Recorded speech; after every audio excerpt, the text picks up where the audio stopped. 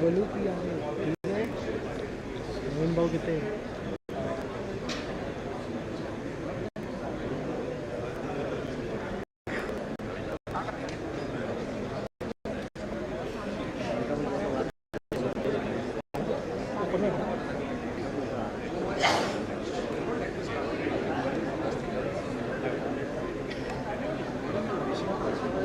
Ten, nine, eight, seven, six, five, four, three, two, one, go.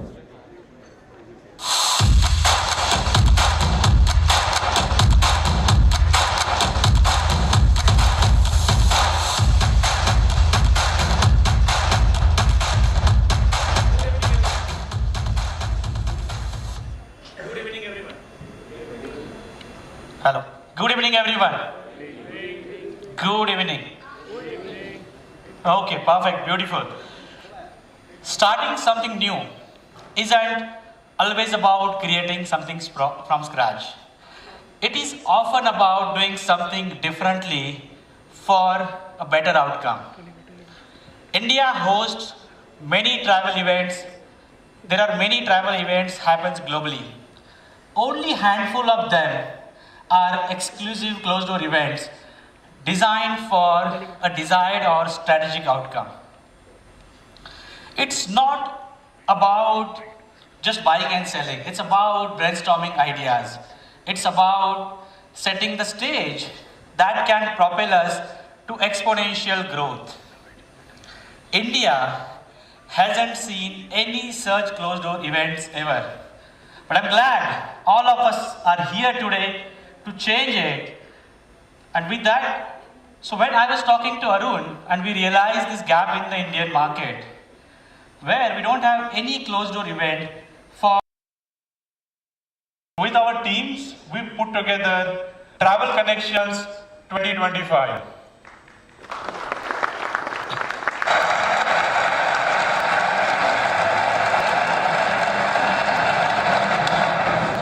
You have to play that and these guys are not clapping. But as long as they are clapping, we are good. Thank you guys.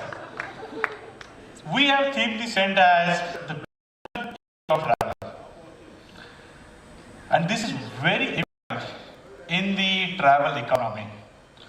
Votek got acquired by Constellation Software in 2023. A lot of people doesn't know about Constellation Software, so I'll take a second to talk about it. So Constellation Software is a public listed company in Toronto Stock Exchange with market cap of more than 100 billion Canadian dollars. And Constellation Software have acquired more than 1300 companies till now. The reason people doesn't know about it because Constellation Software's founder, Mike Leonard, doesn't believe in doing the marketing at Constellation. All these companies do their own marketing and independently. And Constellation Software, there are say 6 portfolio groups. Vela is one of them. And under Vela, there are 8 operating portfolios. Juniper Group. And the reason I'm telling all this, just to give an idea, Juniper Group itself acquired more than 8 companies post-pandemic. So the shift I'm talking about has happened really pandemic very significantly. In the city we are in, post-pandemic, 4 public IPOs, right?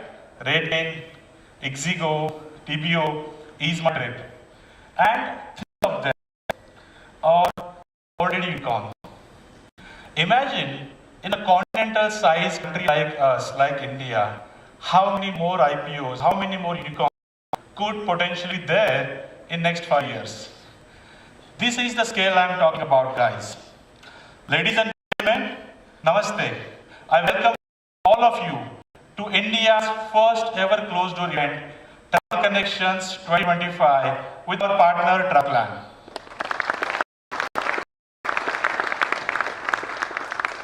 Good, nice. So we have a very eventful day planned ahead with very insightful panel discussions. But this event is just about what happens on stage. It is about the conversations you have in between.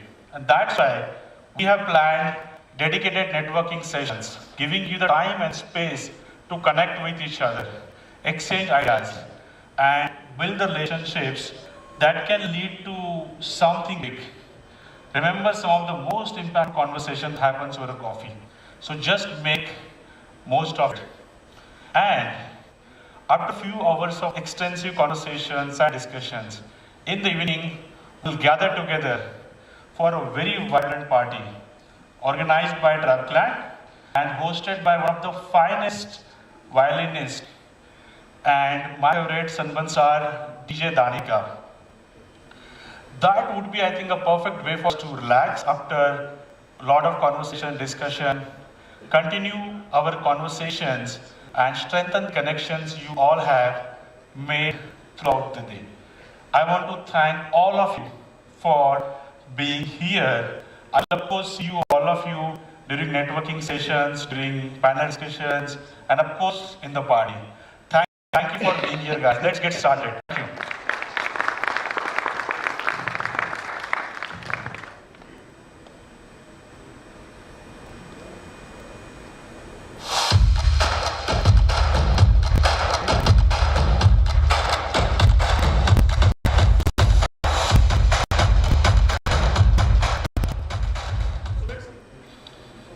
Let's kickstart this with the panel discussion on distribution in the era of connected trips. As per a research done by Sabre, 60% of the travel industry leaders has acknowledged there is increased demand for extensive travel. So connected trip isn't about just booking, it's about everything right from planning to booking everything, last minute changes. Travel is a very demanding industry, post booking, all of it. And with that, there is a definitely impact and there is definitely a change the way travel industry is distributing. And for this, I would like to welcome to moderate this topic, Chirag Agarwal on stage. Chirag is the co-founder at TravelClan.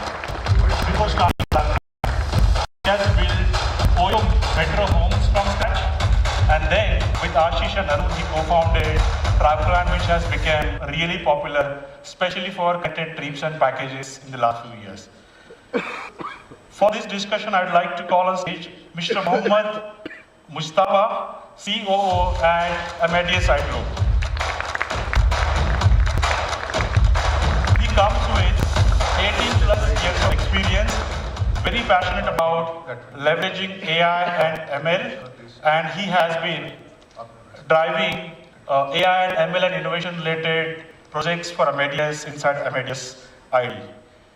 And with that, I would like to call our second guest for the panel, Mr. Anup Tiwari, CEO at IDQ Technologies, with extensive experience of more than 2 decades. He is an airline industry veteran with a very extensive experience in travel technology. Over to you, Chirag. Let's get started. Thank you. Thank you so much, Sanjay. Please, actually, our lectures, so as not to confuse people, please.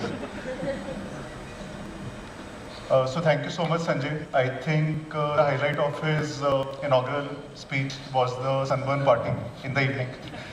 So it's a challenging task to keep the first panel exciting. But thank you everyone for being part of this session today. I know it's a lot of effort and a lot of commitment to come out of your busy schedules, and specifically in a week when we have a lot of Saturdays there. I would also like to thank Mustafa and Anup for taking out time. I gave them very, very short notice. And we discussed the topic literally 2 days back or yesterday. So we'll try to keep it as impromptu, as realistic, as practical as possible. So the topic is, of course, very interesting. It's about connected trips, right? So TravelClan also, we are working a lot with travel agent. We see that how the traveler behavior is evolving, how the travel agent behavior is evolving.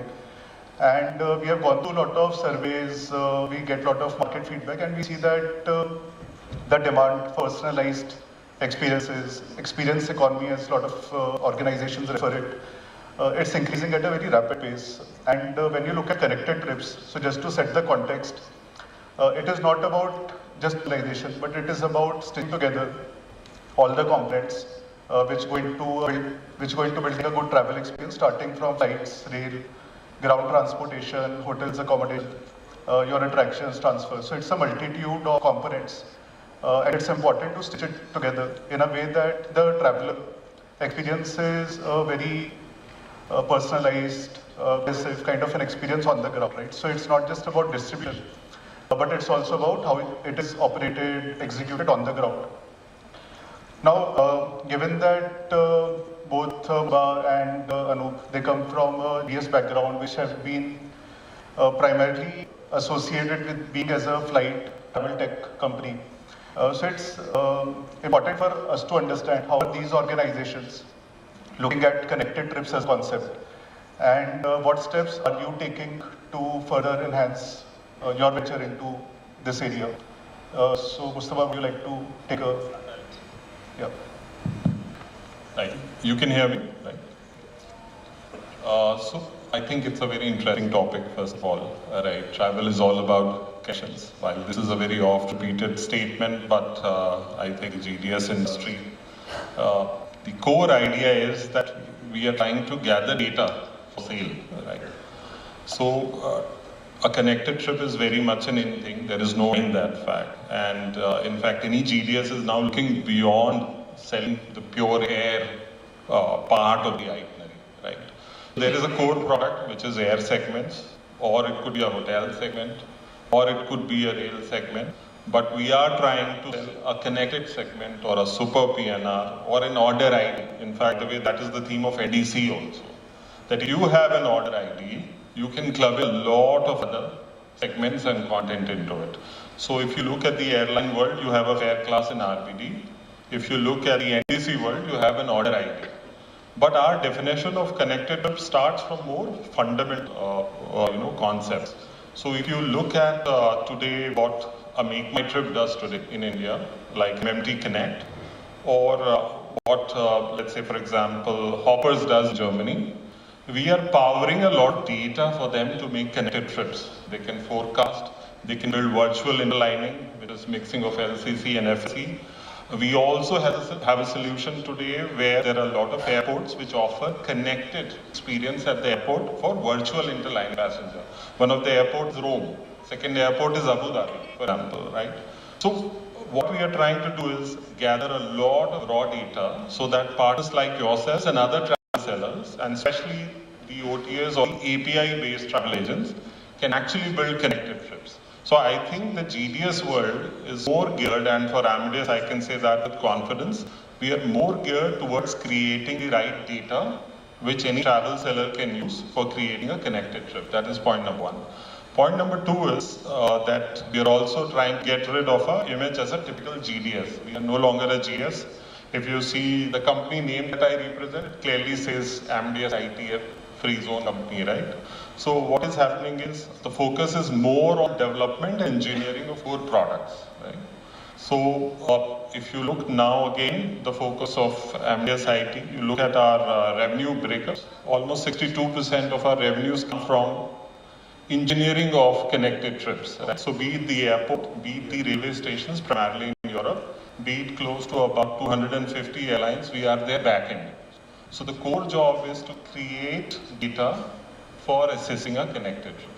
And we also have something called Amadeus Ventures and also Amadeus Startups. So we invest in a lot of companies which actually help travel sellers, you and other travel sellers who could be present, or other travel sellers across the globe, that you can, using all those products, build connected trips. So I'll give you a couple of examples. We have Airport R as one of our startups. Over entire Europe, what they do is that they offer you baggage-less travel. So once you register your baggage with them and give a piece of your itinerary to them, they would follow it to the hilt and you will keep getting the baggages in the hotel or wherever you are staying. Similarly, for hotel core product and channel manager, we have TravelClick. Similarly, we have Hotel Minds for hotel revenue management, right? And also for finding the best deal, because we are a B2B company.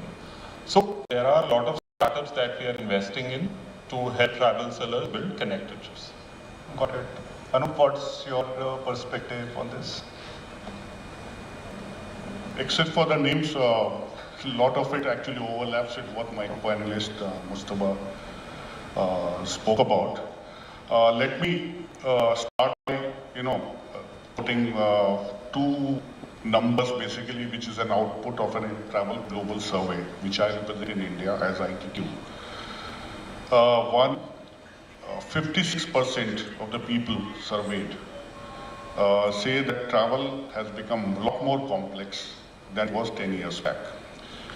Second is 75% of the people who responded mentioned that they rely or there's a need for a platform, a subscription-based platform, which addresses all their travel-related requirements. So, talking the main subject on the connectivity, we understand airline bit quite deep. In fact, GDS is one of the most wonderful platform you can have. It has been there for last 30 odd years. It lays a very strong foundation for what we are able to deliver now with all the initiatives, what we're going to talk about. We good in here. We good in fact content, but now we are implementing NDC. People had written off earlier to GDS that NDC is not typical GDS forte. We got up, and right now all the GDS, I'm not talking about our own travel port, have been very fast in implementing NDC connectivity. The whole idea is to have as much as content possible, what we call multi-source content. As ITQ, we realize this. We understand India and Lanka market quite well. We are deeply penetrated. And we felt that exactly what I spoke about the numbers, as people need a single platform which can address all travel requirements. And last few years, and which has actually accelerated a lot in last couple of years, is that we are into forward integration mode, where we are adopting technologies which enables either a travel agent or even, in fact, end user to have accessibility to multi-source content, but with the logic that there is no repetitive content, it is optimized, it has some sense to it, and it is also a very importantly authenticated output. And then just to give an example, talking about the corporate space, we have come up with solutions which give all multimodal options, hotels, flights, ground transport, even visa, to a user through corporate booking platforms, self-booking platforms. Right now we are into a stage where we are also implementing what you call express management. So all these things have been realized by GDS. We understood it. Being already present in the market, knowing our customers, we have been able to respond to it adequately. Of course, there has to be a lot more speed to implement a lot of solutions. It's a big challenge, but I think measuring up quite well. Got it. So you both spoke about a couple of aspects, and was multimodality. Then you spoke about capturing data, sharing that data with your partners. Then you also spoke about corporate side of the travel, right? Now, when we think of connected trips, right? So one question which often comes to our mind is that from a tech perspective, we can build a lot of solutions around it, and both your organizations are doing that. But operationally, for example, if somebody comes to your platform and they stitch together various components and they do the complete purchase on the system, when it comes to on-ground execution, right? For example, when it comes to a flight PR and there's a connecting flight from, say, Delhi, Abu Dhabi. As a traveler and as a travel agent, I know that the airline takes care of ensuring the traveler reaches a final destination, right? But when we say stitch together a flight and a hotel and a ground transport, it's just the airport transfer, right? And let's take as an example, if the flight is getting late. Now, as a traveler, I expect the seller to be able to manage everything end to end, the information to flow seamlessly from the airline to the ground transporter, and that should also be relayed probably to the hotel, so that the check-in can be arranged accordingly. So from an operations perspective, where do you accountability? Who is responsible for it? Who is accountable for it?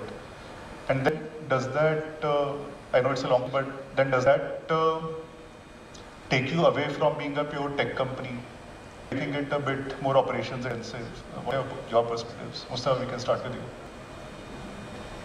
See, I think, as I clearly said, for the GDS, our responsibility is information, actionable data, and also some tools in the form of plugins or giving you a platform for booking or APIs, right? And at making those APIs open source, right? For charge, at least for people who are really interested in building solutions. The customer is owned by our travel sellers. Naturally, it doesn't mean that we don't take care of them. In the airline world, which is more standardized, we have products called Amadeus Discover, Amadeus ATAN, where we are giving a lot of information to a consumer who's booked, right? It could be gate change, it could be when is your flight boarding, apart from the announcements, you could get digital information. We have even a product called Eat There, which covers all the eateries at different airports in the world. Right? So we are trying to cover certain aspects of customer service. Also, it includes information if your flight gets delayed due to certain weather or political or certain events which nobody can forecast. If the event takes place, we are trying to give you an estimated delay, etc. as a consumer. But to take the responsibility of the consumer that he or she would reach the hotel, or if the hotel room has been cancelled, probably they are reaching after midnight. I think that lies with the travel sellers. At best, we can again send information as an alert. And in the airline world, Amadeus is totally seamless. We are the backend of most of the airlines in the LCC world, right, through Navitaire. And we also have Amadeus Altia, now Amadeus Neview as a product, which will take care of this, apart from being the hosting system. Okay. Right. In hotel world, we unfortunately have reached the stage of only to a channel manager. I think that is where now the next wave of innovation will take. And as I said, we're trying to invest in a lot of startups who could fill in that gap. But our role remains restricted to providing information to travel sellers who then can take care of their customer. Understood. Anup, I believe it's similar with the ITQ as well, or do you have a different approach to it? More or less same. See, as Travelport, we came up with something called RCH, Rail Content Hub, Air Content Hub. We came up with a platform for cruises also. And we thought it quite early in a time where people were not able to understand it. So we had a challenge that time that we're going too fast than the market could, or the tech companies could absorb it. But we have this platform which addresses all these modes of travel. Having said that, adding further to it, see, there is a challenge when you talk about multi-mode, for example, combining cab with air travel, with some rail transport. GDS realizes that contracting as a guarantee of services. Now, securing that in these other forms of travel is not always easy. Contracting becomes very important. So that's the first thing that needs to be addressed. Tech actually is easy. Most of these flyers or most of these channels have a good platform to integrate. So from GDS and from the tech company perspective, I think tech is something which is going to be there. But securing contracts, ensuring service quality. Just to give an example, one of the large B2B players in India, I will not name it, but for every hotel booking is made in their platform, one person was from the back-end support, they call up every hotel to confirm those bookings. Yeah. So it can be as rudimentary as that. So unless we sort this out of issue of contracting, securing guarantee of services, I think rest of it is actually easy. Understood. So I have a close question each because I'm being given the cue. So Anup, we'll start with you. So when we think of such investments, right? So there has to be a certain return on that expected investment, right? Now from ITQ's perspective, when you invest into such new emerging technologies, as a investment or as a probably experience and from a travel perspective, it is about enhanced experience, a lot more seamless experience. What is ITQ's take on it? Like getting away from the GDS revenue model, you are right. We need to have, there are costs related to hosting those products, cost required for those products, constant updates, putting a large tech company, acquiring companies. All these are cost, and the model which GDS or a company like us look into is, of course, we are supporting our customers. That's our number one priority, to help them form those trips. That's empowering them. That's the main objective. While securing that objective, if I need to place services which has its own cost, we have a subscription model, which basically means charging for the services. And there is also a revenue channel which is available is if we are promoting some tech company for some solution, we are able to get some revenue share from them also. Got it. So basically, two revenue channels over there, but it has to be taken care of. Otherwise, how will we sustain? Understood. And Mustafa, slightly different question, right? But we have a mixed set of audience. There are some early age entrepreneurs. There are some of us who represent fairly large organizations. And then there are certain large offline travel agencies as well, which are part of the audience today, right? Now, when we think of investing into technology, there are always a lot of options, and it gets down to prioritizing which list in, right?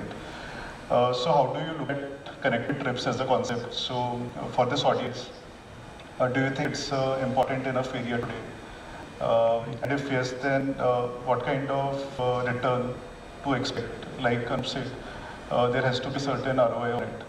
So do you think we should see it as a differentiator, like this kind of moat which the organization builds to provide a shared experience and increase their business? Or you have some other suggestions on that? No, I think, see, if one can build a connected trip, right, and one can build a solution to bring around a connected trip seamlessly, then it's a very paying proposition from a travel seller perspective, right? And from our perspective as well at Amadeus, I think there's no denying the fact that we see value in it, right? And it's not an either-or situation. While it is a experience-enhancing product, we definitely want to get revenue also. Otherwise, we can't sustain it for a long time, right? So I think the companies really have to come up with innovative solutions. If you see, even Booking.com has advertised themselves as a connected trips player, but you buy everything standalone. And if today you have to conjure a journey to Europe, let's say for your clients, it takes about 4 to 5 hours, right, for your consultant to actually build an itinerary, then send it, also customize for each customer or family or group travelers. If you would automate that, the customer would pay you some extra bucks, right? There is premium for automating anything where a consumer is spending 4 to 5 hours. So I think, it's a great concept, but solving it is very tough. And as we are B2B companies, I speak for both Amadeus and Galileo. We are B2B companies. If we build a solution, then we automatically have traveled that path, we become B2B companies. So we want to resist that temptation. So we will always provide tools, we will always democratize tools, and we would keep the cost under check for entrepreneurs and technology companies. And at Amadeus, as I said, we have a slightly empirical and scientific process. If you think you want to collaborate with us, you could register as a venture, you could register as a promising startup. We'll work with you if you are selected, and as well in that. Okay. And so today we have investments in more than 160 startups globally, right? And that is one growth engine for Amadeus. We can't do it all without on our own. So we are trying to partner with the right minds. Understood. Great. So conceptually, we understood that both the organizations are making investments in it, right? And based upon certain facets of it, from an experience perspective, from a return perspective, and you also spoke about the program.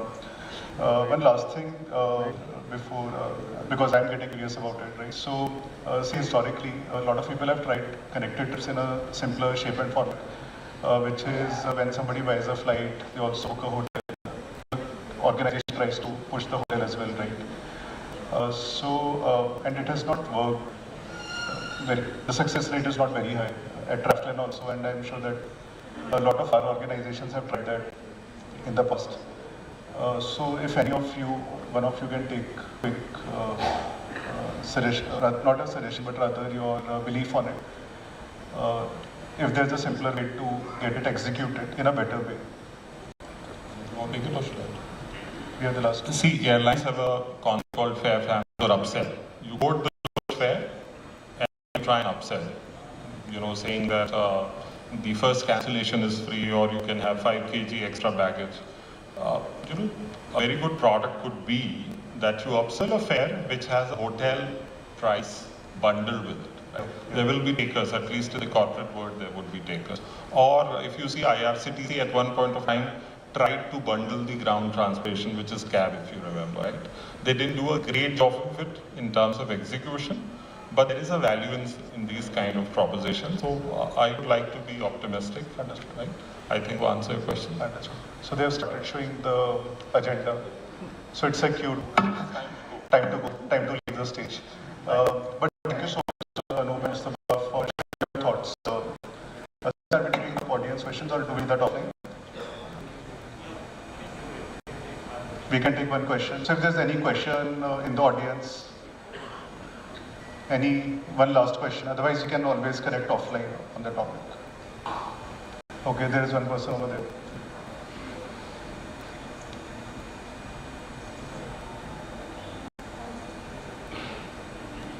Hello. Good evening, everyone. My name is Samir. I'm from TechScreen Services. My question is that, when we look at booking travel online, booking a flight, booking hotel, car rental, booking things in isolation is still matured and standardized to a level. But when it comes to connected trips, it is not so much so, right? So one is, why is that and what are the main challenges? And second is, what are some of the things that AI can help with when it comes to solving these challenges? See, I think your question has two parts. I mean, why connected trips have not hit the kind of success, and what role can new technologies like AI play in it? See, the first reason that connected trips may not have off is lack of standardization in backend systems which provide content for booking, right? So as I said, if you look at the GDS world, it's not that they chose airlines, it's just that airline is more standardized. It's easier to bring in that value to the travel seller. In the hotel world, the same job is done by maybe, first of all, there are no regulators, but if you look at channel manager, some kind of a regulator, there are more than 15 established channel managers, right? Which one IATA would do it in case of an airline. So there is no rule defining body and no framework, presenting body for example, in the hotel world. Similarly, for cabs, it could be even more fragmented from city to city. So who actually does the standardization is the big question. And as Anup was talking about a while ago, who would do all the contracting, who would define the rules, who would enforce those rules, and if the rules are broken, what are the consequences? So who's going to be the judge, jury and executioner of it? Because we are all here to make money by offering some value to our customers. But your question on AI, so see, there are a lot of technologies. There is blockchain, there is AI, there is ML. But the fact remains, they will work in individual circles, right? This is a concentric circle. For example, I quote you the lowest fare. This is the first or the core product of a circle. The next augmented product is upsell or higher fares. Third circle is ancillaries. Fourth circle is post-sales experience. What happens to you at the airport as a traveler? Fifth circle is when I take you to the hotel, what experience do you get? In best of hotels, in 5-star, 7-star hotels, your check-in is an average of 15 minutes. That's the worst experience I feel you can have after 7 to 8 hours of journey, right? So when you talk about all this, can AI play a role? Yes, AI will play a role, but there is no defined framework for travel in AI. So somebody would have to do it. I assume DDS should take that responsibility, and there is money to be made on it, obviously.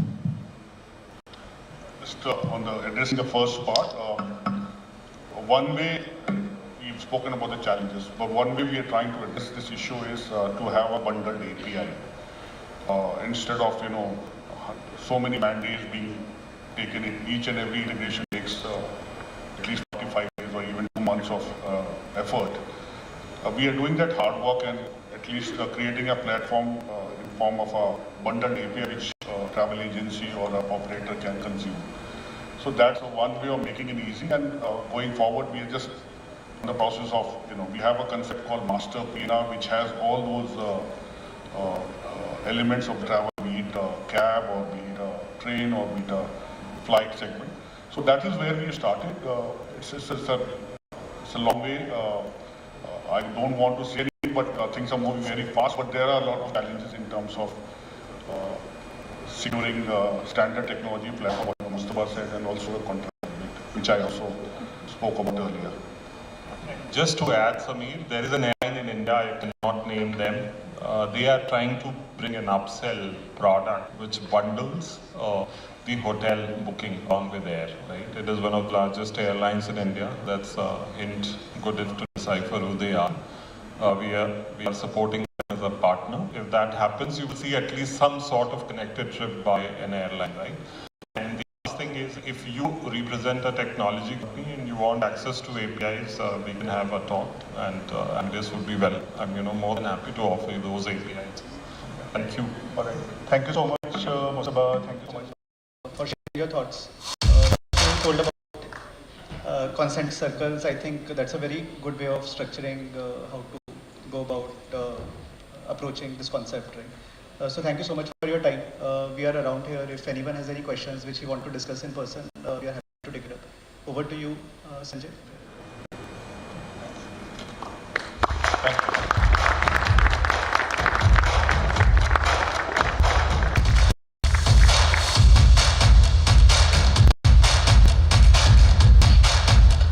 Thank you. Thank you, Chirag. Thank you, Anup. Thank you, Mohammed.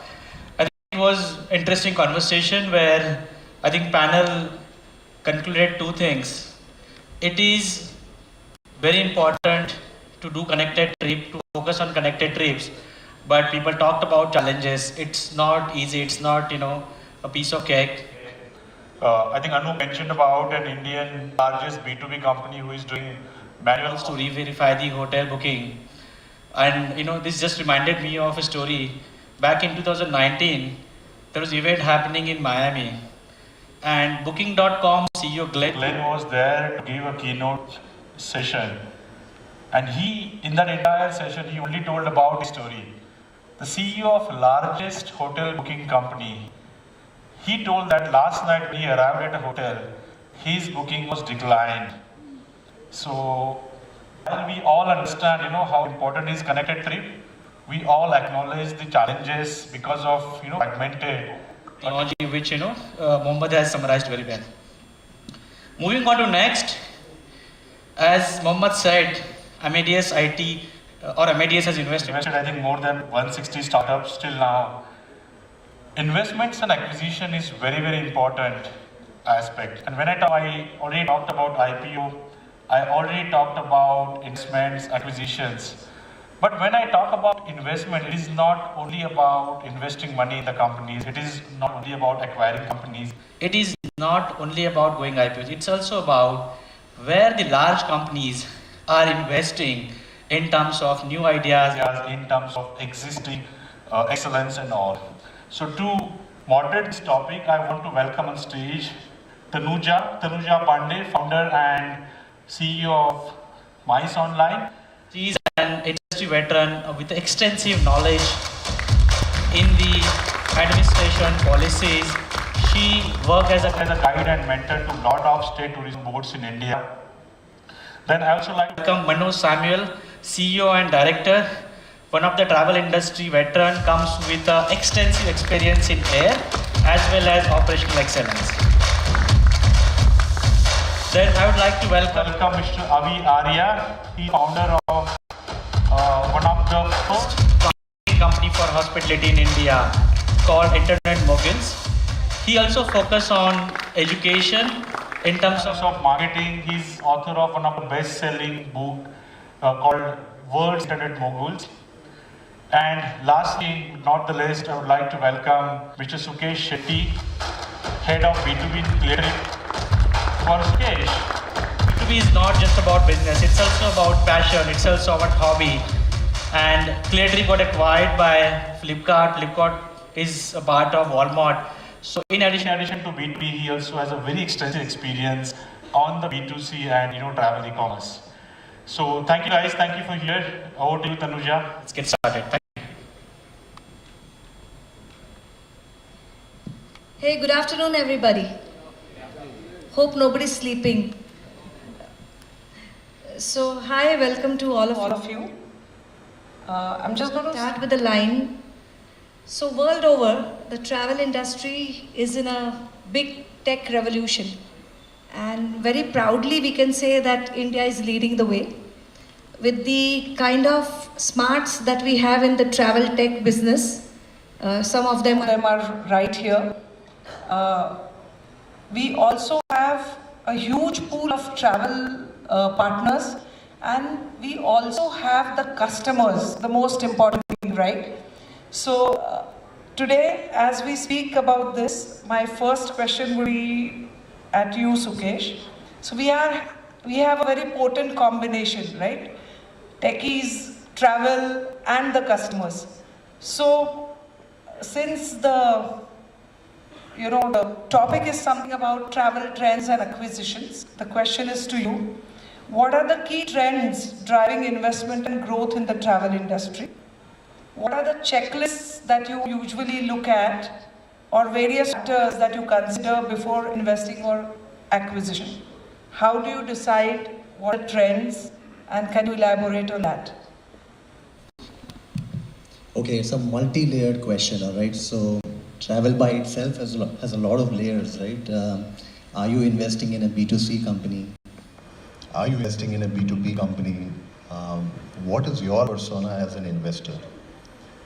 Depending on who you are, the entire investment strategy comes into play.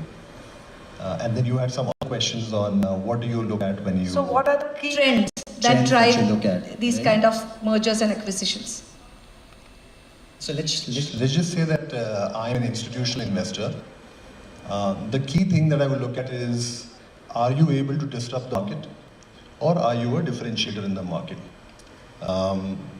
It has to be a great idea in disruption. Maybe you change the way things are done. A very simple example is, I like what Atlas is doing on Visa. Right?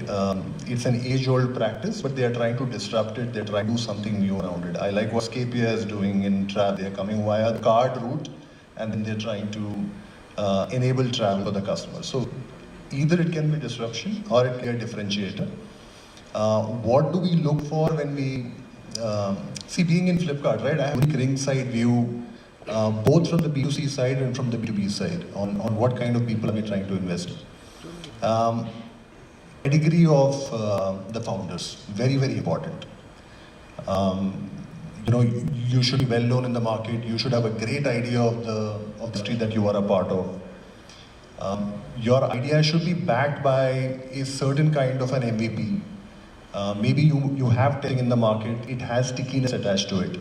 A very good GTM. You know exactly who your target segment is. You're not trying to do a lot of things for a lot of people. There is a specific niche market, and that market should have scale. Right? So these are arenas that we would definitely look at if we would do B2C. And then B2B obviously has a very different persona. I'll give you a very, very simple real life example. So if you remember, Cleartrip had Concur as its first investor.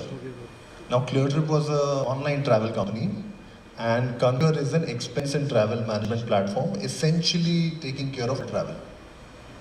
The only reason why Concur invested in Cleartrip is because Cleartrip had a great tech stack. And Cleartrip helped them get that travel API into the Concur form, which really, really propelled them. So we were just a cog in the wheel of Concur, but Cleartrip was a travel tech stack and hence investment. Fast forward to 2021, Flipkart invested in Cleartrip, but for a completely different reason. Flipkart believes that the India market will be won by grocery, electronics, fashion, and travel. These are the four big pieces of the Indian market. Electronics and fashion is something that they are already excelling. Grocery is something that they are trying to solve. Travel, acquire a company which is a brand which has been there for a very, very long time and introduce a new category called travel. That's the reason for acquisition, right? So again, how long have been? Now, when Flipkart wants to do something more, the Clear Trip banner, we will look at something that complements our business. If we are very good in, how you say, disconnected travel, which is flight and hotel, we would probably look for somebody who does a very good job of stitching together everything, maybe agentic AI. That's like the buzzword in the market at this point of time. If somebody can solve AI, somebody can solve discoverability. A lot of people are going to Instagram, to YouTube, to figure out where they want to go. If somebody can solve a way to latch on to them right where they are trying to discover their trip and then bring them to the platform and then enable the booking to happen as well. I hope this monologue kind of served as an answer. Thank you so much. So my friends out here, anybody who has this kind of a thing going, Sukesh is the guy for you. Catch him afterwards.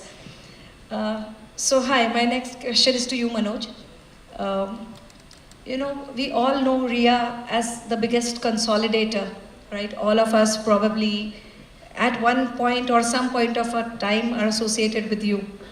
So what are the technology investments that you are looking at today? And how important is the role of automation in your business, and in what areas does it help you? I can break the question. Thank you. I think it's something I can speak about, unlike Sukesh. Thank you, first of all, Sanjay, Chirag, to inviting me for a session which is, we are not a tech, we are a large B2B travel company, and we are a 42-year-old company, and we were not tech. I think until 2006, nothing was tech in our system. So post 2006, I think we started adopting a lot of tech, and automation was a key for us. That's the key from where we started, and today I can tell you, inside our system, we hardly use GDS actually. So there are front-end tools for our team members to, you know, take care of the frontline, all the airline to hotel to everything. Okay, so we have moved from, you know, pure just GDS offline bookings to, you know, complete automation in terms of internally. And externally also we have, unlike as others have, a B2B portal which our partners can get into, latch into and do the bookings. And here I'm not talking about only on the air piece, I'm talking about all that. Hotel, we are pretty large on rail. Today we have almost 20,000 partners connected with us on rail itself actually. And just to tell you, we have a mobile app, and that's been used majorly by the railway agents, not by the air agents actually. So we have 40% of the transaction today on mobile happening on mobile, not for the air actually. So our investments are actually, you know, related to those areas. For example, if the rail is the fundamental for our partners. So we invest more onto our mobile app, make sure that the bookings are much more smoother and much more better on the mobile for the rail actually. For hotel, still it's very disconnected. I think still a lot of issues that we were offline, we were discussing with Swish.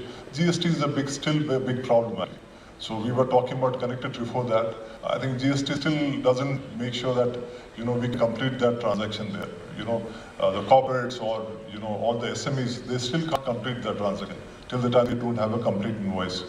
So still there are a lot of pieces are there. That's where we are, our time and money and tech investments are happening, internally also and externally also. So, you know, there is a lot of scope because that kind of last mile connectivity is not met. Is that what you want to say? Yes, and largely for the travel partners, not for the, so they are dealing with the customers, end customers. Okay. So we make sure that our 75 to 1 lakh travel partners are, you know, be given with all the products which they require actually. Okay, great. Now I come to you, Avi, and you know, tech and marketing, actually I feel it's the best combination ever, because it's very different from the usual marketing and sales that we used to indulge in, like one hotel salesperson trying to catch up 5 people in a day which is sort of impossible now. So my question to you is, how has technology helped in tourism and travel marketing? Can you highlight any tools or tech initiatives that one can use for, say, customer acquisitions, enhancing experiences? Sure. So I come mostly from the hotels, specifically marketing side. And so a couple of things that we have seen in the last 1 year is that hotel brand managers. Firstly, they have brand managers now. So we celebrated that 2 years ago after being in existence for 15 years. Hotels now have brand managers. They recognize the importance of a dedicated CMO level person. Now, when these will come in, typically a 52-week plan is created. In those 52 weeks, we see the ideal customer avatar and their changes happening every week. For example, if it's a Lemon Tree Hotel or a Taj, they have different customer avatars. If I know that Daljit Dosanjh is touring and I already know the 28 cities he's going to go to, most hotels don't have their offers already online.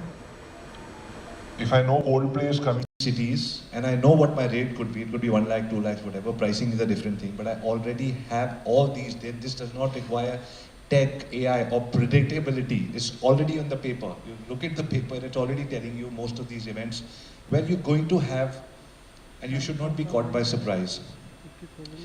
So when it comes to this, when we realized that why is it that every time we're taking these 52-week plans and talking about concert tourism or religious tourism or or a lot of people like a lot of spiritual leaders who are not very famous, maybe 90% of you don't know some of these names, but they have a cult following with 1 lakh people and they're coming to one place outside of Hyderabad.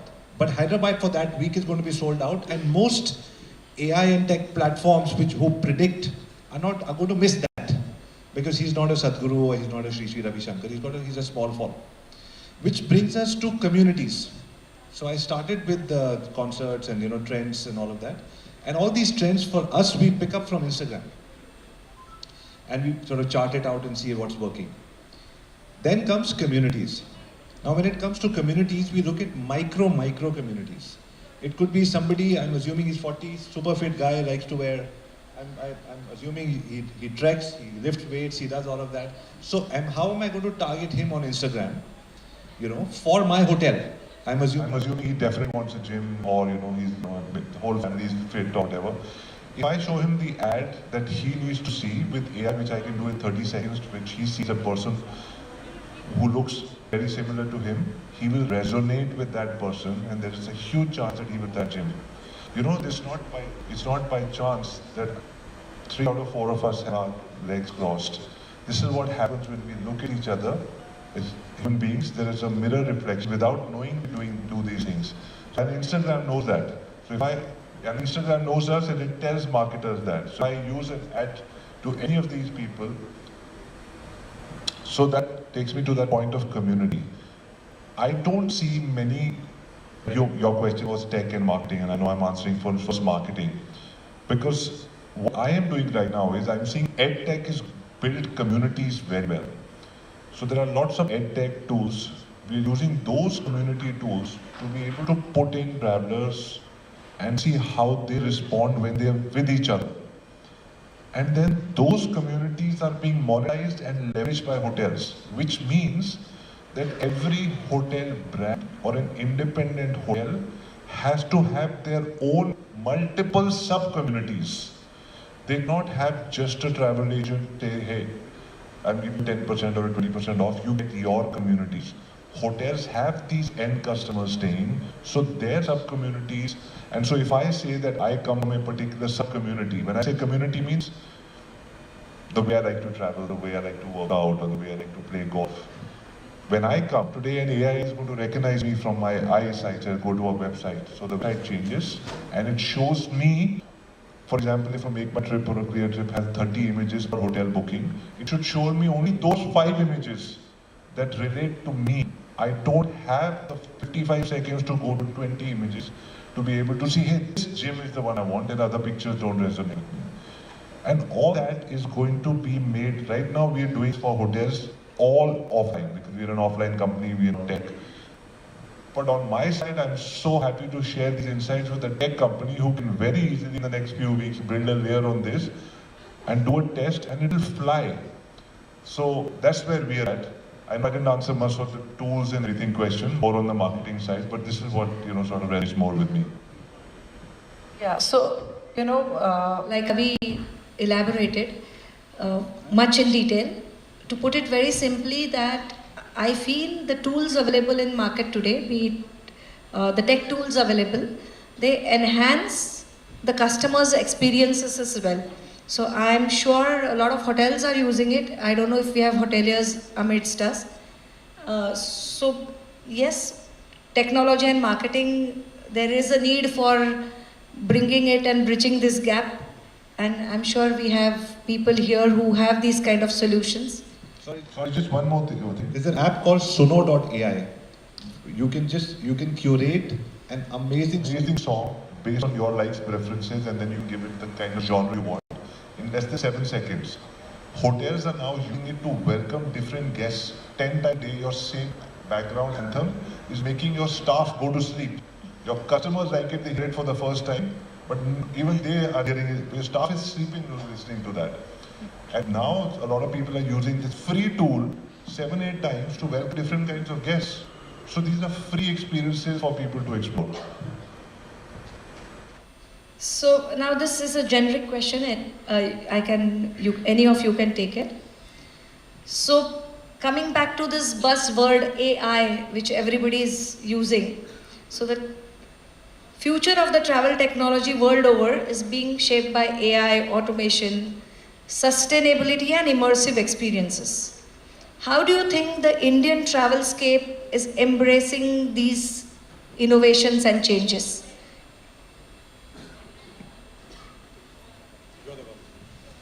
There are all three different topics, okay, so maybe sustainability. Let's pick sustainability, right? So look at what is happening in the Indian landscape at this point in time. Post-COVID, everybody wants to travel. Demand is far outrunning supply. We just Kumbh, or rather it is still going on. Sustainability in the Indian landscape is still fairly new, right? I think today, in the Indian context, from a sustainability perspective, I think the only thing we talk about is carbon footprint. In real terms, sustainability is that you went to a pristine place, you enjoyed nature or whatever places, and then when you came back, that place is exactly the way you saw it when you first went there. Right? I think that piece is not caught up yet with the Indian traveler. We do in bits and pieces here and there, but I don't think that's the arena that we've caught up with. I think most of India is still trying to get into this act of traveling, act of exploring new places. Maybe it's not Kashmir and Kochi and Kerala anymore. Maybe Shillong is in the map now, a couple of other places. So I think sustainability, this is just a personal opinion, disclaimer. Sustainability will take time to come in, but maybe we are trying to be more responsible travelers from the perspective of adhering to the local customs, respecting local people. I think that's where we are right now. Some time for sustainability for sure. I think hotel industry is one which is visible on the sustainability. From not using a towel or ordering a towel multiple times to the water bottles been removed from the hotels. I think these are the few changes we can see sustainability real time in the hotel industry. I think the rest I don't see anywhere the travel except for the report what we generate on the carbon footprint actually, as you said rightly. You mentioned about the AI part in this question. So what I feel is from an outsider, tech outsider, marketing, I see that Instagram and all these channels are influencing decisions, like you said now Shillong. So, and travel providers are responding to that. And when I speak to travel providers and say, how can we influence it? We can't have an influencing platform, right? We can. Every small hotel or travel company has data. They have segmented the data for themselves. We tried this with the hotel chain where they just segmented 7 different kind of data sets and they ran different ads without a call to action. So I won't call it a monetizable ad. So they ran ads which influenced the decision for people to come to their offbeat locations. So that is something which is free, create a local audience and all of that. But I can tell you, we work with approximately 500 hotels. Less than 50 hotels have adopted this, and the ones who adopted have spent less than 1 lakh a month. So we are there, and there's so much more to be done. Yes, so actually, Anurag has been signaling me to start closing the session. So, you know, what I feel is that we have to use technology to enhance our travel experiences. A simple example, see in layman's terms, if today I'm talking about Meghalaya right now, and if my apps are on, by the time I'm home, I'll have posts about Meghalaya. You know, we see all that while. If you're talking about Egypt, suddenly you will see an ad popping on Egypt on your Insta or your Facebook. So I think, you know, all the travel companies, especially OTAs, so say a Make My Trip or Clear Trip, for example, you should have something that actually tracks this and I see it as a customer acquisition tool. For example, if you see that I'm booking Uttarakhand multiple times, it should tell you that I am a mountains person. My preference for holiday is a mountain. And probably somebody should build around creating those experiences and get customers. But that's my take on it. And of course, I have a lot to learn in tech, but I have embraced it bit by bit. I want to open this session for any questions you have to our panelists. Anybody in the audience want to share what you have with Sukesh or Manoj? I am Marvel. This is for Sukesh. You know, obviously on the B2B side of business in ClearTrip, you work with partners. And for hotels on the other side, which is what we're selling to Our end customer, consolidating supply. For hotels, it's very expensive. Right, because they end up giving a lot of commission to the OTAs or to a B2B partners from a commission standpoint. Now, on one side, you said there's a lot of supply, right? So, there's a lot of demand, right? So, you know, the size of travel is growing, and at the same time, the overall average, price of this rooms are going up, right? The ADRs are up, and the commissions continue to go up as far as I speak to hotels and understand. Do you see this sustainable? Do you see a B2B model comprehensively, charging the same commission structures that are in place, or do you think, moderately this will go down in the next few years? See, if I were to talk specifically about the India market, I think that whole B2B model of commissions is on a very shaky wicket now. If you were to see the trend from not 2022 really, but more so from 2023 onwards, this benefit or this advantage that we had of maybe a static price, net rates, pre-purchased inventory, I think the kind of margins and commissions that we were enjoying at that time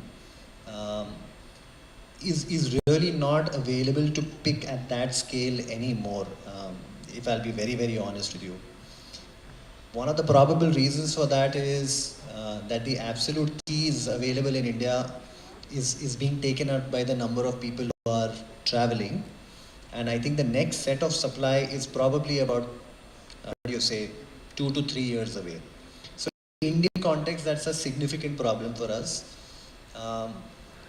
But a very, very interesting thing that is being observed is a person who's not able to fulfill that trip in India is now reaching out to a shorter destination outside of India. So Sri Lanka, Abu Dhabi, Oman, Vietnam. And that's where that mix is still in play. Very simple example, I know of a person who wanted to go to Kashmir about 4 months ago. It was so expensive that that person went to Muscat instead.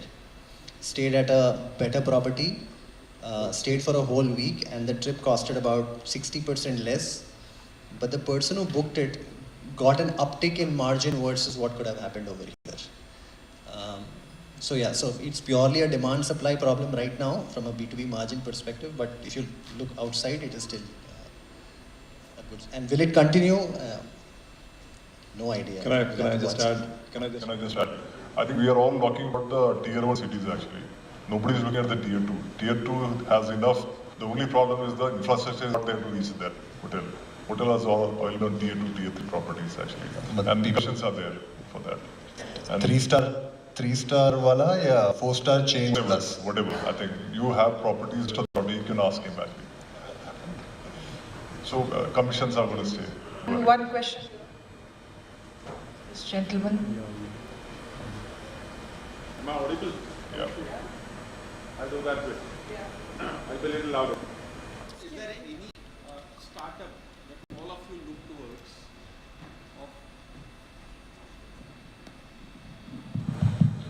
Is there a startup that you look towards, that you think you should have done it, but not been able to do? And or the other way of asking this question is there any startup that you guys are looking to acquire to add to your portfolio?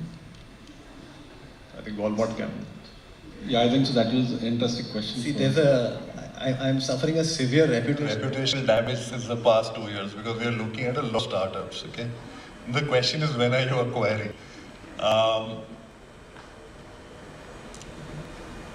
See, I think I explained like 2 of them, right? I said Atlas I really like, Scapy I really like. I like what they're doing. Would we have done it if we had the opportunity? Maybe not, because we are still looking at scale. And that's a little more niche, so maybe we wouldn't have done it.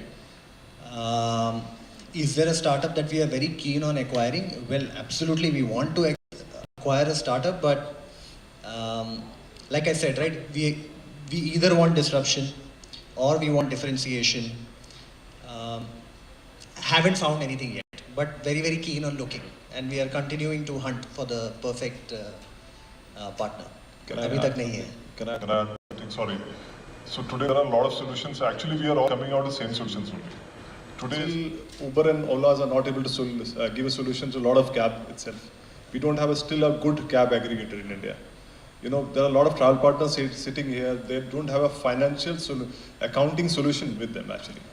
There are a lot of startups required to be reaching out to this kind of thing. We are talking about earlier connected trips. Where are we on that? There are a lot of solutions can be brought on that. But most of the solutions are coming onto the existing stuff itself.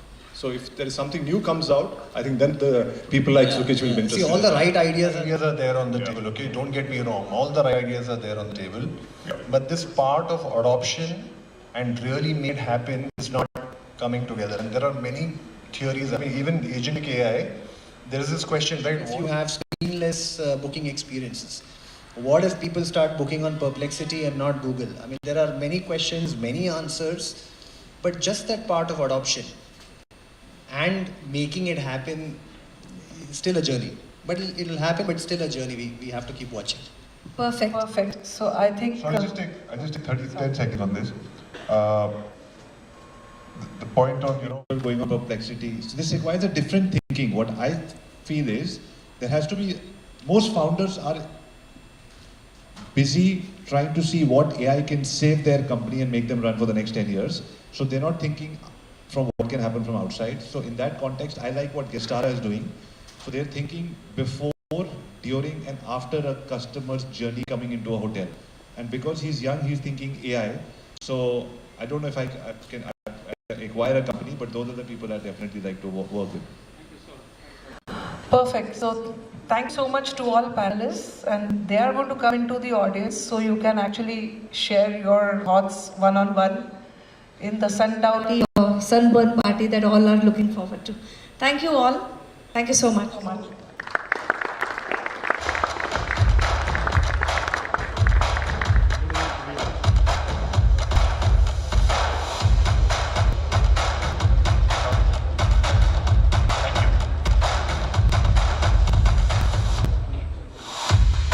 Thank you everyone. And I think in investment acquisitions is, of course, one of the most interesting topic for everyone. It's not possible to really kind of conclude a lot of things in panel discussion. But as Tanuja said, Avi is here, Manoj is here, Sukesh is here. So please grab them and continue the offline conversations on this. The next one is collaborated technology platforms in B2B. And to moderate this, I would like to welcome on stage Mr. Gaurav from MADS Lab. With more than 10 years of experience, Gaurav has worked in travel and hospitality, especially focusing on revenue and travel excellence. Then I would like to welcome Mr. Ejaz Sodawala, CEO of Enoja Cloud Solutions. With his co-founders, he built his company Easy Technologies, got acquired by Enoja in 2019, and then which got rebranded as Enoja Cloud Solutions. It is now on the growth path. I'd like to welcome Dr. Sachin Narode. I call him an accidental travel entrepreneur. The reason is he's a scientist, built his company, sold his company, and to spend that time when he was exploring the world, he faced a lot of problems in the travel ecosystem. And to solve these problems, he jumped into a travel startup himself, founder and CEO of Zeni. And last but not the least, I want to welcome Mr. Ayush Agarwal. Ayush works as a solutions architect in AWS right now. He's a serial entrepreneur, built many companies in last 8 years. And one of the very, I think I would say promising and amazing company, built his lecture notes. With years it got acquired. So I think we got all the right people with a very extensive and diverse experience on the technology platforms. So thank you everyone. Over to you, Gaurav. Thank you guys. Hello. Thank you, Sanjay, and welcome Ejaz, Sachin, and Ayush. Honestly, this topic, collaborative technology platforms in B2B travel, is very, very important, because our industry is kind of synchronized, right? There are millions of transactions happening, and if I say that from funnel point of view, there are travel suppliers on top, which are basically, your hotels, airlines. Then there are technology platforms which are giving a lot of technologies, empowering, a lot of content. And then the third layer is definitely the whole OTAs and GDS of the world, who are again powering and then distributing it. I'll call them travel distributor, and then distributing it to the final TMCs, travel management companies, tour operators or travel sellers, right? For making customer experience better. And often I see, although it is synchronized, but however, there are a lot of legacy technology foundations are there. The platforms are still using old tech stacks. There are siloed in terms of, different models when they operate. So let's discuss about these problem statements, and let's discuss about collaboration, like what we can do to make sure that the next era will definitely bring us more collaborative experiences in travel. So I would like to ask the first question to Sachin. Sachin, I know that you have very good experience about building the startup for blockchain. What are the major inefficiencies you find in travel right now, which you can see that can be overcome by blockchain? I know payment, there are a lot of solutions in place, but there are other solutions, real problem statements such as cancellations, refunds, which takes in. What do you think? What is your perspective?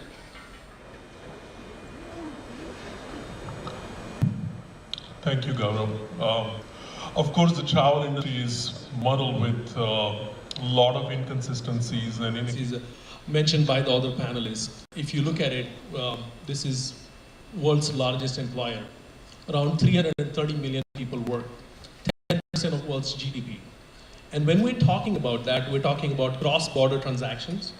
We're talking about having a trade and exchange or the product being sold and bought by different people, different continents, different currency. So for example, someone was mentioning the one large OTA who they would just call the hotels to confirm the booking.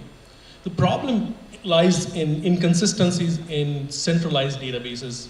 Everyone goes out and build their own centralized system. So there is no single source of truth. So for example, he books a hotel, my system gives the confirmation, he's the fulfillment partner. None of those is installed.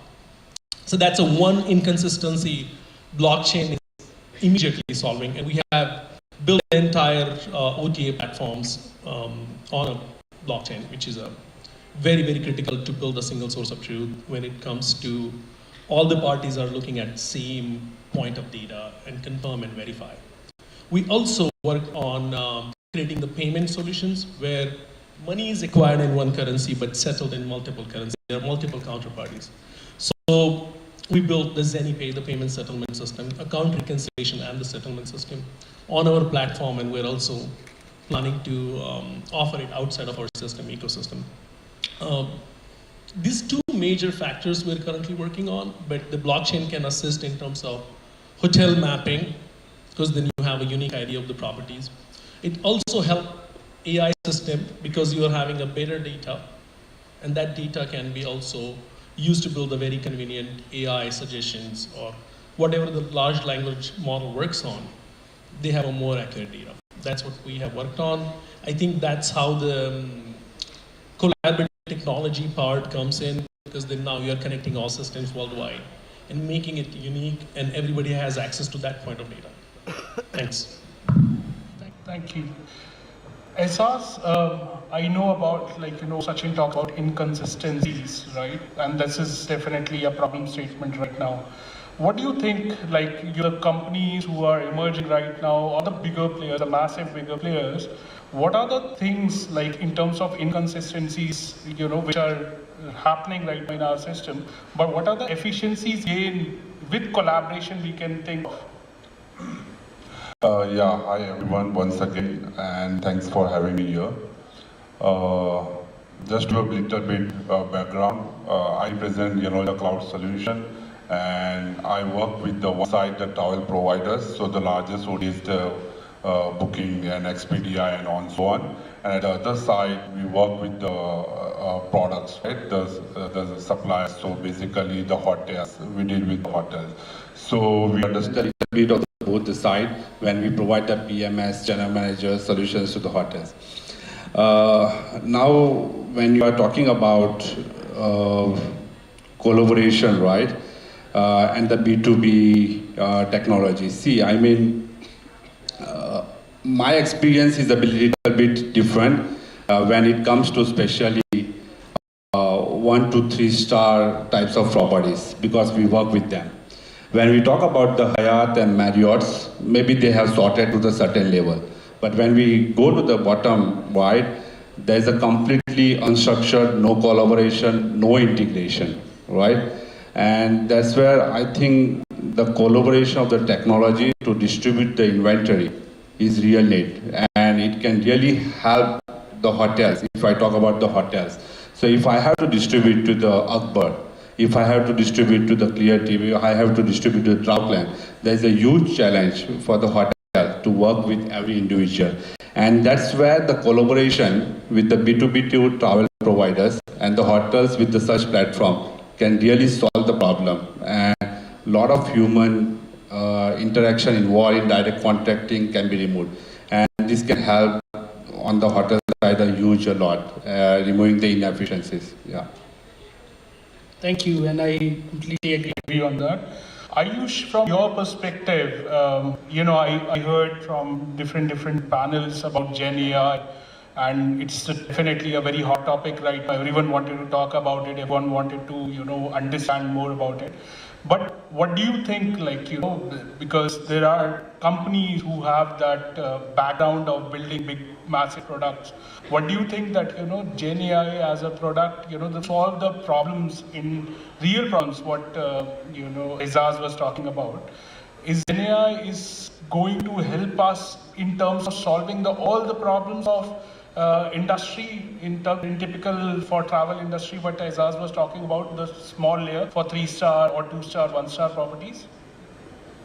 So let me take you or give you a high-level view of how Gen AI, or how, like somebody mentioned, will take Right. Now consider me as a traveler. I want a system which can take my calendar, something that I can say I have a meeting at 11 in Bangalore, and it can book my entire itinerary. It can decide on my itinerary, saying that since you are traveling from Delhi to Bangalore and your house is 2 hours away from the airport, this is the cab, this is the time the cab should be, this is the time you should take the airline, and then the cab is waiting in Bangalore to take me to the location. Now the entire thing can be, so itinerary can be generated using a like LLM, large language generative AI model, and then a collaborative platform can help me book the entire thing.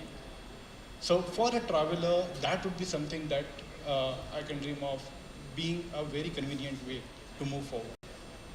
Right. So that is how we can do it. From a B2C perspective, from a collaborative platform perspective, one major challenge that we see when I work with startups and I work with companies, one major I see is changing APIs. One day, one vendor changes their API, the entire ecosystem has to follow through, has to run behind their developers to adopt to that changes, because the system will start failing after that. Now, having a layer of GenAI in between, which can let's say adjust to the changing API without human intervention. The LLM or the GenAI models can do that with proper training, with proper management. It can be done, and this is something that will create a huge change in the market. Thank you. Thank you, Ayush.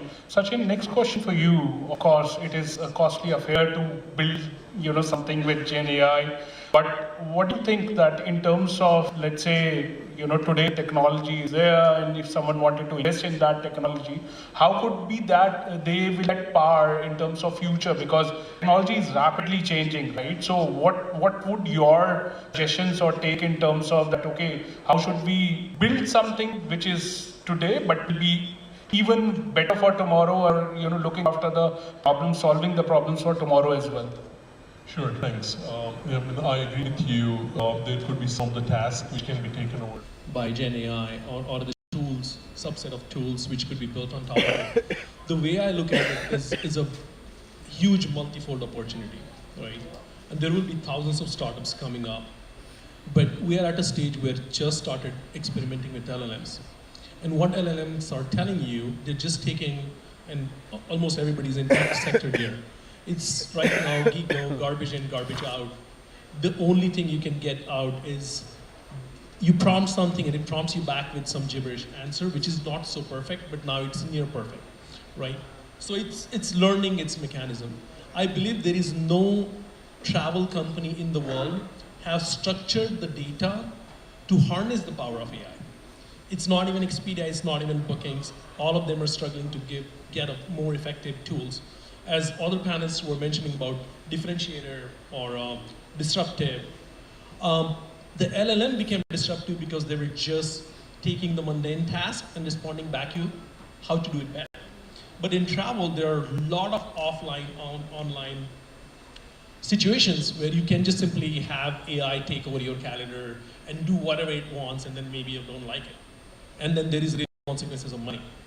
I believe that there will be small subset of features will be released over the period of next 4 to 5 years, and then someone will come up with piecing all of this together through one single thing.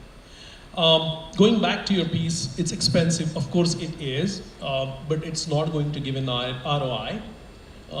In near-term capital in the third world, even the first world countries, the problem is the US typically invest in the companies at a very, very high pace, even if it has a success chance of 5%. So the risk appetite, risk capital on the other side of the world is very higher, where they could deploy hundreds of millions of dollars to experiment and see what features stick to the wall. That's my answer. Thanks. Thank you so much, Sachin. It's asked for you, Sachin, touched base about LM models, large language models, plus the data, right? It's definitely very, very key aspect right now.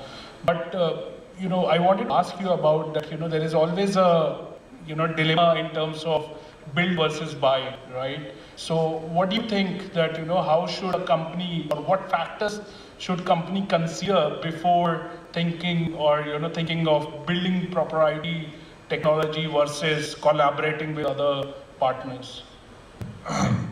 So here we are specifically talking about the travel companies, right? So I think it's each company situation and the call and the mission they are on. If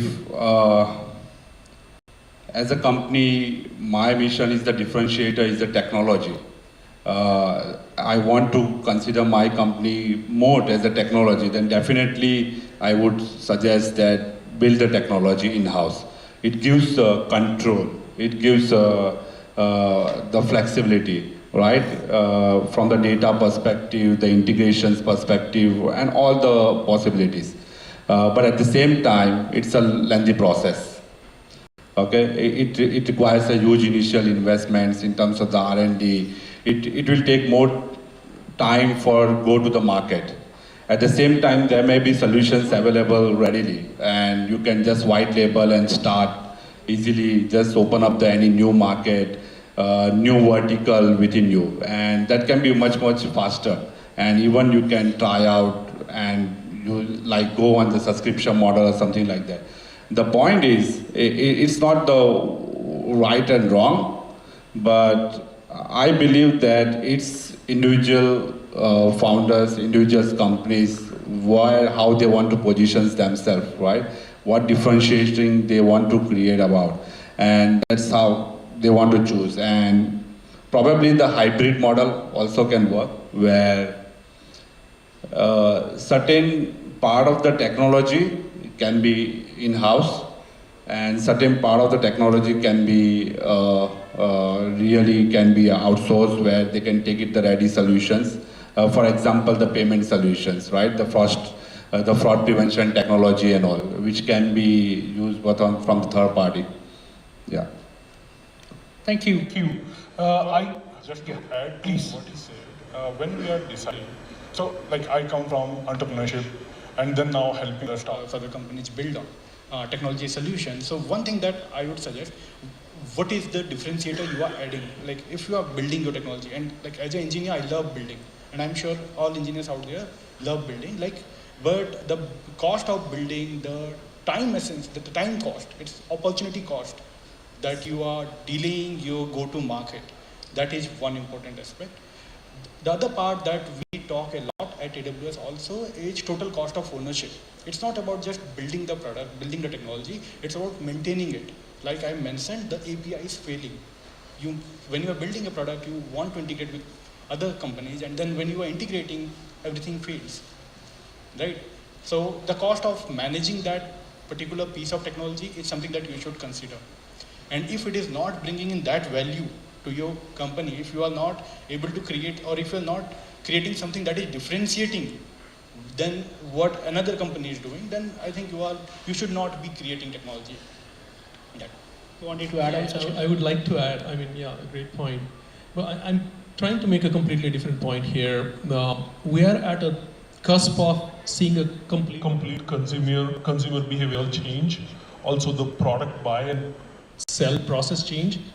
I think next 5 years will be super eventful in terms of major disruptions coming in different industries.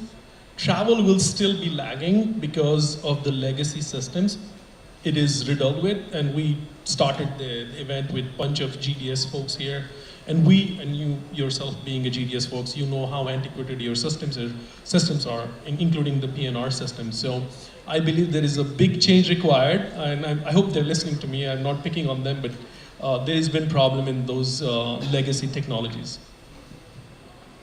Thank you so much for sharing these details.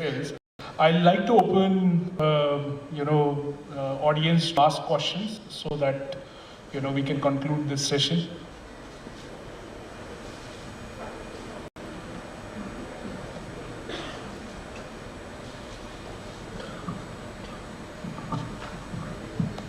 Okay, that gentleman there. Can I ask you a question? Please go ahead.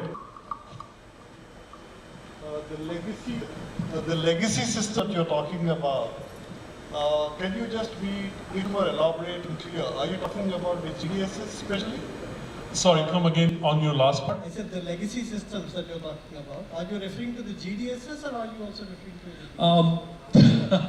Yeah, I don't want to pick a fight. I want to go with all my limbs intact. And I don't want anybody's sentiment here. Yes, I am talking about GDSs. I am talking about every single travel tech company who is currently centralized and not making it open source, not making it convenient for a better innovation. This industry is absolutely primed for innovation, but it is controlled by oligopolistic companies.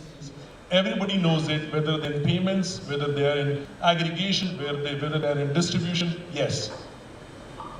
No, I understand what you're saying, but tell me at the moment, what is the alternative for large content availability? You know, GDSs are the only ones who are actually providing you the large content. Now, I do understand your point. I completely agree with you. I also worked with Travelport before. Now I'm with technology guy. I'm not with Travelport anymore. But the alternative seems, at this juncture, very small. There is little possibility to ignore GDSs, and therefore the existence, the survival becomes important, and that's what is happening at this point. And also, if you look at the market segmentation, you are talking about the B2C customer base in travel, B2C, maybe B2B companies. What you're saying is very correct. But if you look at corporate travel, look at B2B, I think GDSs are still playing an important role. I'm just trying to understand. I'm not. No, absolutely. As Sanjay said, and I'll take my part in that. I don't come from legacy travel industry background. I'm venting my frustration here, and I get your point that there is so much already invested and there's so much done. How we discard that out, right? So you want to go back to the classic example when Amazon started an e-com shop and Trip and all other followed suite of selling everything online, right? And it's the same thing. Everybody said it's never going to happen. You're not going to buy online. You're not going to buy clothes online. You're not going to buy shoes online. And you buy bloody everything online. So I'm not saying that GDSs are completely indispensable. I would say that they need to position themselves for a better innovation rather than being a blocker, which I see all of the oligopolistic companies which are already standing as blocker. It could have been much better. It's relevant to IBM too, right? Thank you for your question. I would like to conclude, this in for saying that while collaboration is a necessity right now, there is not even a single, we cannot work in silos. Whether it is travel distributor, travel suppliers, or intermediary technology platform who is actually giving all these services. But yes, thank you so much for our panelists as well. We are here, of course, 4 of us in the evening, so we can connect more and we can discuss on this particular topic and all other topics as well if you wanted to. Thank you so much. Everyone, thank you.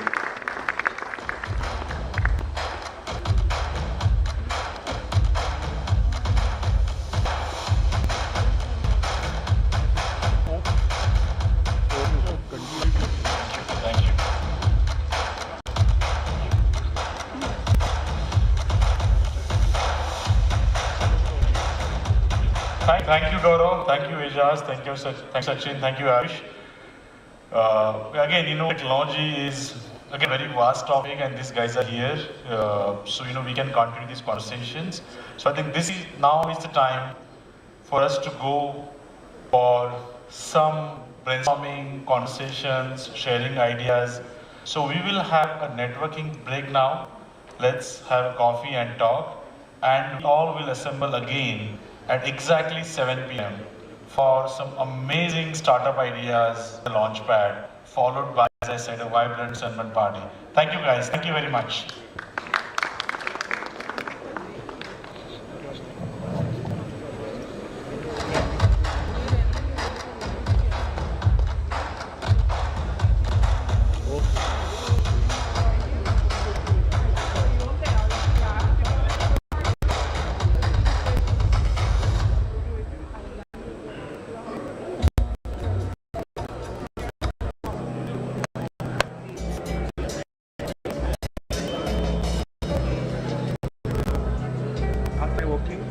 will be the first one having speech.